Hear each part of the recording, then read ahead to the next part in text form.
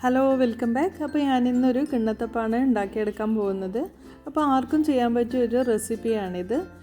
ഇതൊന്ന് ഇളക്കിയെടുക്കാൻ മാത്രമേ ബുദ്ധിമുട്ടുള്ളൂ, ബാക്കിയൊക്കെ എളുപ്പം തന്നെയാണ്. അപ്പോൾ നമുക്കൊന്ന് നോക്കാം. ഏകദേശം 300 ഗ്രാം ശർക്കര. അപ്പോൾ ഇത് നമുക്കൊന്ന് മെൽറ്റ് ചെയ്തെടുക്കണം. പിന്നെ വേണ്ടത് 2 ടേബിൾ സ്പൂണ് കടലപ്പരിപ്പാണ്. ഇത് നിർബന്ധമില്ല, ഇട്ട് കൊടുക്കുന്നുണ്ടെങ്കിൽ മാത്രം ഇട്ട് കൊടുത്താൽ മതി. അപ്പോൾ 2 ടേബിൾ സ്പൂണ് കുറച്ച് വെള്ളത്തിലൊന്ന് കുതിർത്ത് വെച്ചിട്ടുണ്ട്. അതുപോലെ പച്ചരിപ്പൊടിയാണ് വേണ്ടത്, വറുത്ത പച്ചരിപ്പൊടിയാണ്. അത് 1 കപ്പ്, 150 ml കപ്പാണ്. അപ്പോൾ നിറയെ ഒന്ന് പ്രസ് ചെയ്തെടുക്കാണ്ട് ഒരു 1/4 കപ്പിൻ്റെ ഉള്ളിൽ എടുക്കാം.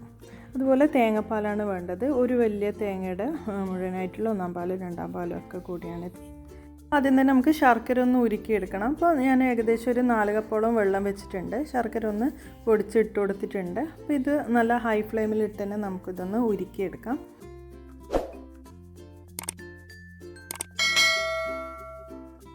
ശർക്കരയൊക്കെ നന്നായി തന്നെ ഉരുക്കി കിട്ടിയിട്ടുണ്ട്. ഇത് നമുക്കൊന്ന് അരിച്ച് മാറ്റി വെക്കാം. അപ്പോൾ നമ്മൾ കിണ്ണത്തപ്പം ഉണ്ടാക്കാൻ വേണ്ടിയിട്ട് നല്ല അടികട്ടിയുള്ള പാത്രം തന്നെ എടുക്കാൻ നോക്കാം. നോൺ സ്റ്റിക്ക് ആണെങ്കിൽ നന്നായിരിക്കും, അടിയിലൊന്നും പിടിക്കാതെ തന്നെ കിട്ടും. അപ്പോൾ അല്ലെങ്കിൽ ഉരുളി എടുക്കാം. അപ്പോൾ നമുക്ക് ഇതിലേക്ക് പച്ചരിപ്പൊടി ചേർത്ത് കൊടുക്കാം. അപ്പോൾ വറുത്ത പച്ചരിപ്പൊടിയാണ്, വറുത്ത പച്ചരിപ്പൊടി തന്നെ എടുക്കാൻ നോക്കാം.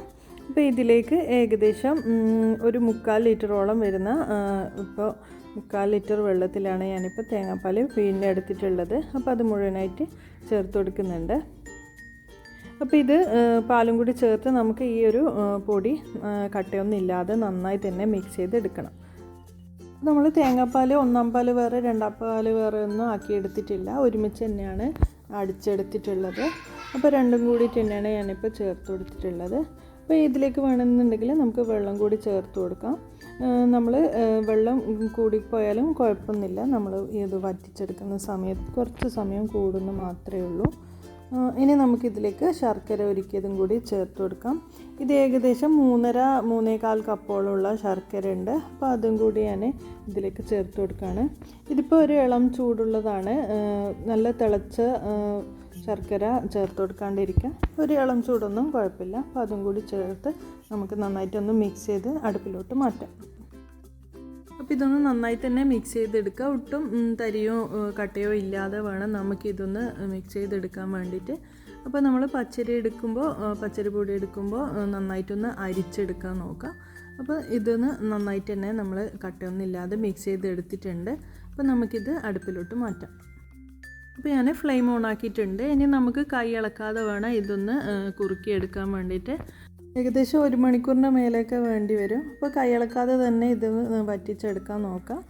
അപ്പോൾ ഫ്ലെയിമും ലോ ടു മീഡിയം അങ്ങനെ വെച്ചൊന്ന് ഫ്ലെയിമും അഡ്ജസ്റ്റ് ചെയ്ത് വെച്ച് കൊടുക്കാം. അപ്പോൾ ഈ രീതിയിൽ തന്നെ നമുക്കിതൊന്ന് കുറുക്കിയെടുക്കാം.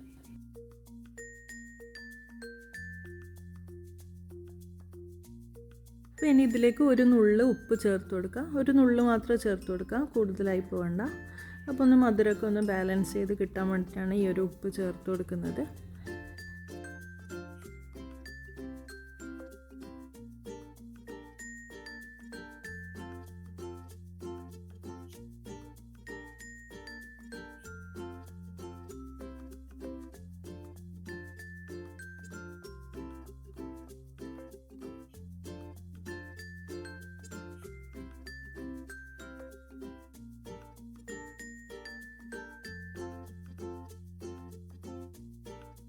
ഏകദേശം കുറുകി വരാൻ തുടങ്ങിയിട്ടുണ്ട്. ഇതിപ്പോൾ ഒരു 10-15 മിനിറ്റ് കഴിഞ്ഞപ്പോഴാണ് കുറുകി വരാൻ തുടങ്ങിയിട്ടുള്ളത്. അപ്പോൾ നമുക്ക് ഇതിൽ നല്ല കളറ് കിട്ടണമെന്നുണ്ടെങ്കിൽ, നല്ല ബ്രൗൺ കളർ കിട്ടണമെന്നുണ്ടെങ്കിൽ നമ്മൾ ശർക്കര വാങ്ങുന്ന സമയത്ത് കുറച്ച് ഡാർക്ക് കളറുള്ള ശർക്കര നോക്കി വാങ്ങാം. കുറച്ചധികം ശർക്കര ചേർത്താലും നല്ല കളറ് കിട്ടും. അപ്പോൾ അധികം കുറച്ച് കൂടുതൽ മധുരം ഉണ്ടാവും. അപ്പോൾ കൂടുതൽ മധുരം വേണമെന്നുള്ളവർ ഒരു 400 ഗ്രാമൊക്കെ ചേർക്കാം. ഇതൊരു പാകത്തിനുള്ള മധുരമാണ് ഉള്ളത്.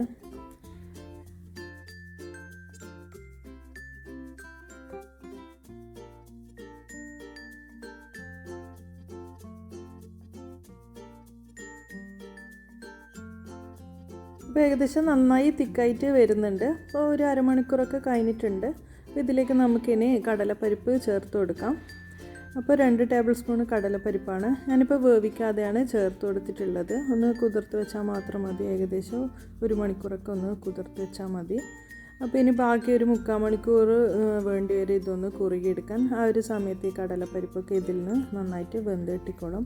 കടലപ്പരിപ്പ് നമ്മൾ വേവിച്ചിട്ടാണ് ചേർക്കുന്നതെങ്കിൽ ഫ്ലെയിം ഓഫാക്കാൻ ഒരു 5-10 മിനിറ്റൊക്കെ ഉള്ളപ്പോൾ ചേർത്ത് കൊടുക്കാൻ നോക്കാം.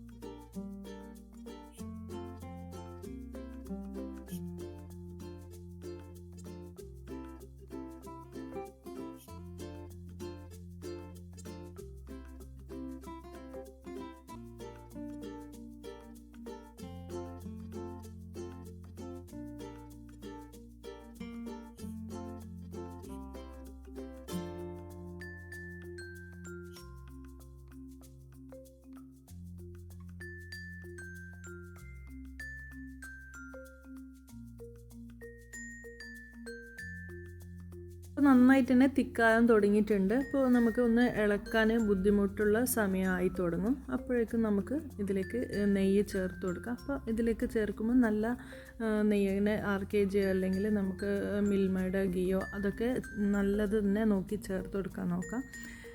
അപ്പോൾ ഒരു 1.5 ടേബിൾ സ്പൂൺ മുതൽ 2-2.5 ടേബിൾ സ്പൂൺ വരെ ചേർത്ത് കൊടുക്കാം. ഞാനിപ്പോൾ 2 ടേബിൾ സ്പൂണിൻ്റെ അടുത്താണ് ചേർത്ത് കൊടുത്തിട്ടുള്ളത്. അപ്പോൾ അതും കൂടി ചേർത്ത് നന്നായിട്ട് തന്നെ നമുക്ക് ഇനി ഇളക്കിയെടുക്കാം. അപ്പോൾ ഇനി ഇളക്കുമ്പോൾ നമുക്ക് കുറച്ചൊരു ബുദ്ധിമുട്ടുണ്ടാവും. നല്ല തിക്കായിട്ടല്ലേ എടുക്കുന്നത്, അപ്പോൾ കുറച്ചൊന്ന് ബുദ്ധിമുട്ടുണ്ടാവും. അപ്പോൾ നന്നായിട്ട് തന്നെ ഇളക്കി എടുക്കാം. അപ്പോൾ ഏകദേശം ഒരു 10-25 മിനിറ്റും കൂടി ഇത് ഏകദേശം അരമണിക്കൂർ തന്നെ നമുക്കിതൊന്ന് നന്നായിട്ടൊന്ന് വിരകിയെടുക്കണം.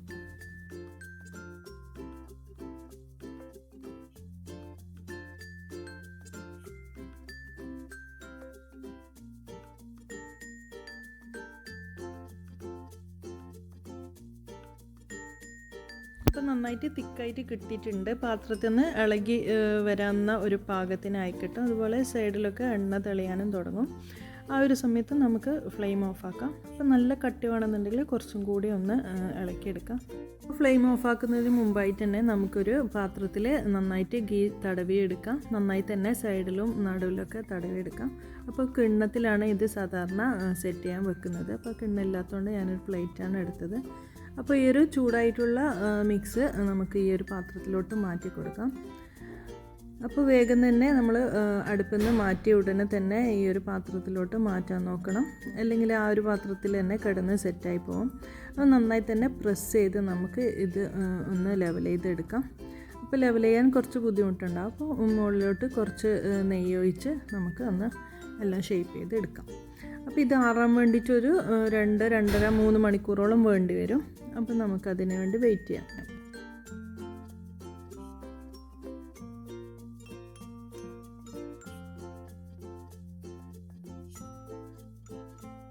അപ്പോൾ ഏകദേശം 2 മണിക്കൂർ കഴിഞ്ഞപ്പോൾ ഞാൻ വേറൊരു പാത്രത്തിൽ സാധാരണ പച്ചവെള്ളം എടുത്ത് ഈ ഒരു പാത്രം അതിലേക്ക് ഇറക്കി വെച്ചിട്ടുണ്ട്. ഒരു 10 മിനിറ്റൊക്കെ കഴിയുമ്പോൾ നമുക്കിതൊന്ന് നോക്കാം. അപ്പോൾ നോക്കുന്ന സമയത്ത് ഇതിൽ തന്നെ സൈഡൊക്കെ ഒന്ന് ഇളകി വന്നിട്ടുണ്ടാവും. അപ്പോൾ നമുക്കിത് വേറെ പാത്രത്തിലോട്ട് മാറ്റാൻ വേണ്ടിയിട്ട് എളുപ്പമാവും. അപ്പോൾ ഇങ്ങനെ ചെയ്യുമ്പോൾ നമുക്ക് നമ്മൾ തന്നെ സൈഡൊന്നും ഇളക്കി കൊടുക്കേണ്ട ആവശ്യമില്ല. ഇതിൽ തന്നെ സൈഡൊക്കെ ഇളകി കിട്ടും. അപ്പോൾ ഈ ഒരു രീതി നമ്മൾ കിണ്ണത്തപ്പം സെറ്റാകാൻ വേണ്ടി പാത്രത്തിലോട്ട് ഒഴിച്ച ഉടനെ തന്നെ ഈ ഒരു വെള്ളത്തിലോട്ട് ഇറക്കി വെക്കാതിരിക്കുക. അപ്പോൾ നല്ല ചൂടിൽ കിടന്ന് വേണം ഇതൊന്ന് സെറ്റായി കിട്ടാൻ വേണ്ടിയിട്ട്. ഏകദേശം 1-1.5 മണിക്കൂറൊക്കെ കഴിയുമ്പോൾ മാത്രം നമുക്ക് വെള്ളത്തിലോട്ട് ഇറക്കി വെച്ചാൽ മതി. നല്ല ചൂടോടെ തന്നെ നമ്മൾ വെള്ളത്തിലോട്ട് ഇറക്കി വെച്ചാൽ ചിലപ്പോൾ സെറ്റായി കിട്ടാൻ കുറച്ച് ബുദ്ധിമുട്ടുണ്ടാകും. അപ്പോൾ അതൊക്കെ ഒന്ന് നോക്കി ചെയ്യാം. അപ്പോൾ നമ്മുടെ കിണ്ണത്തപ്പം നല്ല ഷേപ്പിൽ തന്നെ നമുക്ക് കിട്ടിയിട്ടുണ്ട്. അപ്പോൾ കിണ്ണത്തപ്പത്തിൻ്റെ റെസിപ്പി എളുപ്പത്തിലാണ്, പക്ഷേ നമ്മൾ ഇളക്കിയെടുക്കാനുള്ള ഒരു ബുദ്ധിമുട്ട് മാത്രമേ ഇതിനുള്ളൂ. അപ്പോൾ നല്ല ടേസ്റ്റി ആയിട്ടുള്ള കിണ്ണത്തപ്പം തന്നെയാണ്. അപ്പോൾ എല്ലാവരും ഒന്ന് ട്രൈ ചെയ്ത് നോക്കി ഫീഡ്ബാക്ക് അറിയിക്കാം. അപ്പോൾ അടുത്ത വീഡിയോയിലോട്ട് കാണുന്നവരേക്കും ബൈ.